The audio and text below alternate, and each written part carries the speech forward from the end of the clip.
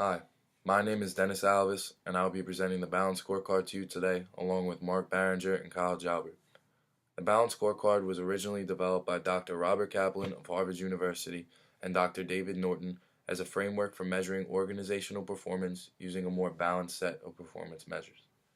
The Balance Scorecard today is a strategic planning and management tool that organizations use to communicate what they're trying to accomplish, prioritize products and services, and measure and monitor progress towards strategic targets. The system connects big picture strategy elements such as mission, vision, core values, strategic focus areas, and operational elements such as objectives, targets, and initiatives. More than half of the major companies in the United States, Europe, and Asia are already using the Balance Scorecard, with use growing in those areas as well as the Middle East and Africa.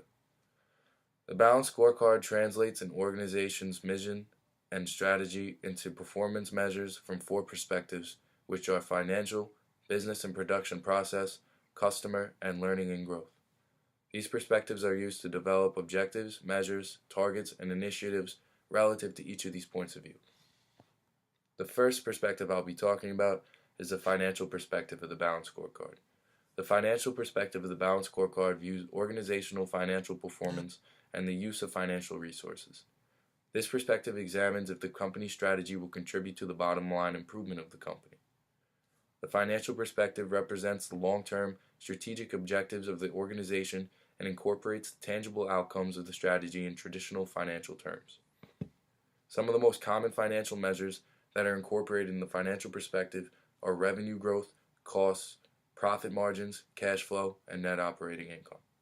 So after the financial perspective comes the customer perspective, which is essentially saying how the customer wants to appear to its customers.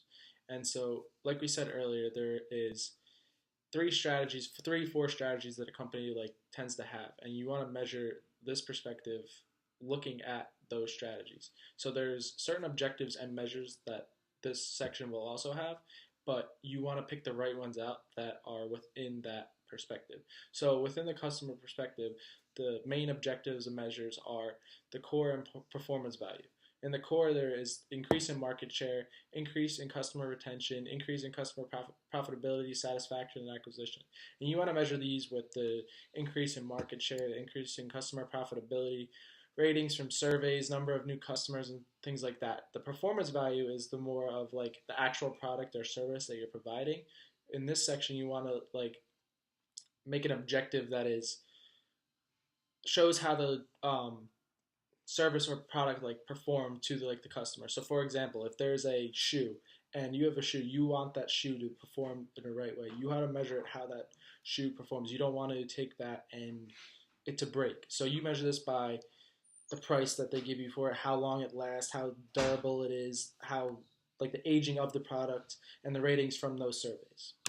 So the next section is the internal business process perspective, which is what business practices should the company excel in. And like we said earlier, there's different strategies that the company wants to accomplish. So you're going to measure this section with three different objectives to follow those strategies. And those three different objectives are innovation, operations, and post-sale services.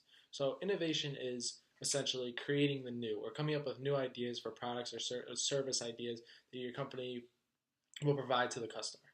So you essentially measure this by creating new products, how many new products, and you also want to measure it by how long it took to create that product or have a product and bring it to the market, how long that took.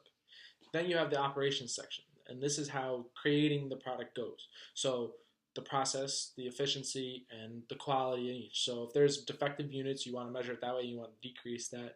Obviously, the cycle time, again, this is making the product. You want to just quicken that as much as possible. And obviously the quality cost. So there's a cost to quality that you really want to get the best quality. So you're going to try to have the best machines, best labor, everything to make the best product you can.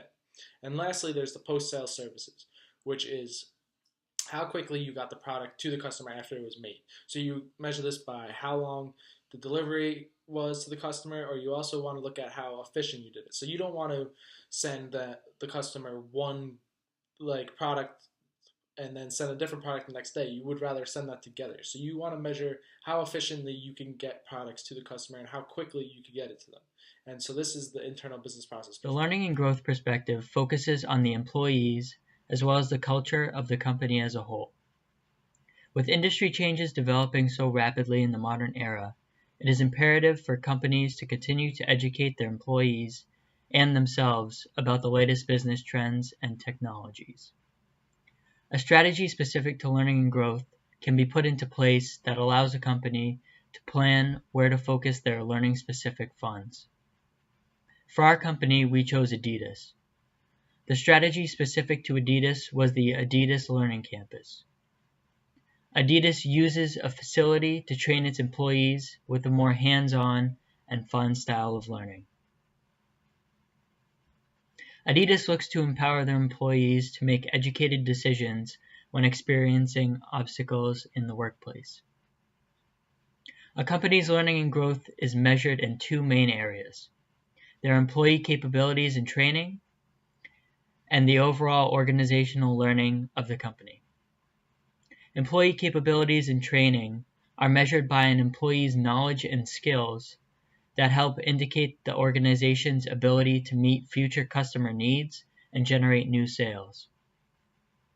Organizational learning is measured by how employees use capabilities to create new and improved business and production processes, products and services, customer databases, proprietary items, copyrights, or patents.